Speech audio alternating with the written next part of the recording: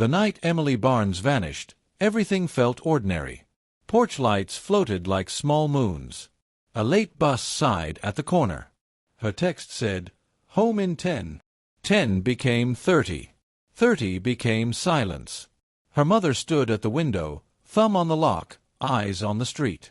"Tom, she should be here." Her father dialed. Straight to voicemail. He tried again. And again. They called the police. 2 officers arrived with tired pens and a clipboard that had seen too many shift changes. "Teenagers wander," one said without looking up. "Emily doesn't," Tom answered. "Check the bus stop, the park, please." A report was filed. A card was handed over. No searchlights cut the dark. The first 48 hours, the hours that matter, dripped away like a leaking faucet. Morning brought coffee no one drank and posters no one wanted to print. By afternoon a phrase began to repeat like a spell you say when you don't want to work. "Run away." "She'll call." She didn't. Days became a hallway of closed doors. Neighbors helped at first. Flyers, prayers, casseroles, until help got heavy. The case file gained a number and lost attention. The porch light stayed on like a stubborn prayer. But Emily was not gone. She was trapped, learning the architecture of survival. She learned which floorboards betrayed her and which kept quiet. She learned the rhythm of keys, the weight of footsteps, the way a window can be locked and still forget it's a window. She learned how people who control you speak gently when they need your silence. She learned to count seasons by the color of the sky that sneaked under a door. At home, grief rearranged the furniture. Her mother labeled boxes no one asked to open. Hope, leads, letters. Her father wore the same jacket to the station each month. "Any update?" "Nothing new, sir." "Then make something new." Rumors arrived like weather. "Someone saw her near the river." "A boy says she messaged him." They passed through, leaving damp carpets and no proof. A small miracle grew in the margins. On an aging laptop, the family mapped tips, bus times, store cameras, alley lights, sightings. Neighbors added dots. Strangers added lines. A retired postal worker learned open records law.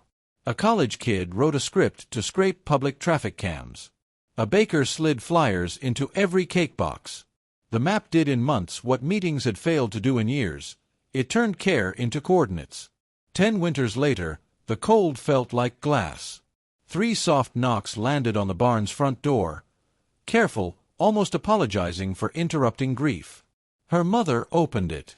A woman stood on the porch, older than the last photograph, hair shorter, eyes carrying storms and sun. The scar at her temple caught the porch light and gave it back. "Mom," she said, the word cracking and mending in one breath. Time collapsed. There are embraces that count years instead of seconds. Tom whispered, "Emily," like he was relearning a language. Neighbors gathered at the curb and didn't dare cheer, as if noise might scare the moment away. At the station, desks scraped, cameras clicked, and the same hallway felt heavier. A detective finally asked a question that should have come a decade earlier. "Emily, where have you been?" "In a place you didn't check," she answered softly. "A place you told my parents I chose." She told it in careful pieces. The bus stop.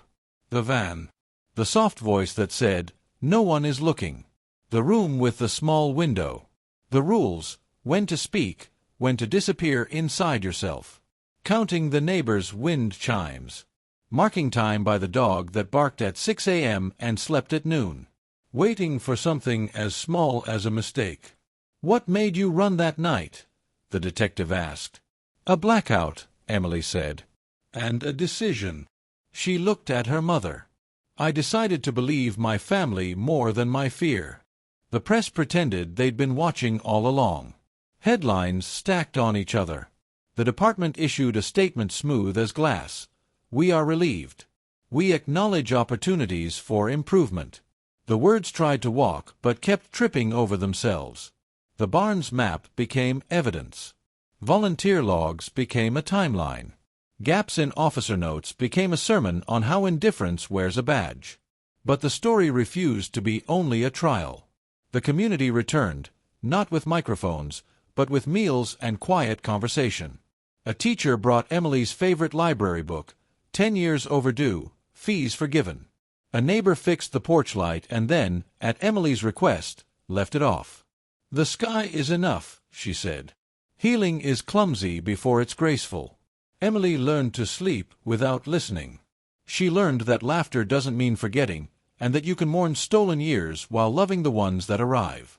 She spoke to families still living between a poster and a memorial. "You're not crazy for hoping," she told them. "Hope isn't denial. It's direction." A town hall followed. "What do you want from us?" someone asked. "Believe families when they say someone is missing," Emily said. "Missing doesn't mean run away. Missing means act now." Her father added, "Knock on doors." Enough knocks sound like thunder. Policy changed because people refused to. A dedicated missing persons unit. First-hour protocols that treat time like gold, not sand. A liaison desk that connects families to community mappers.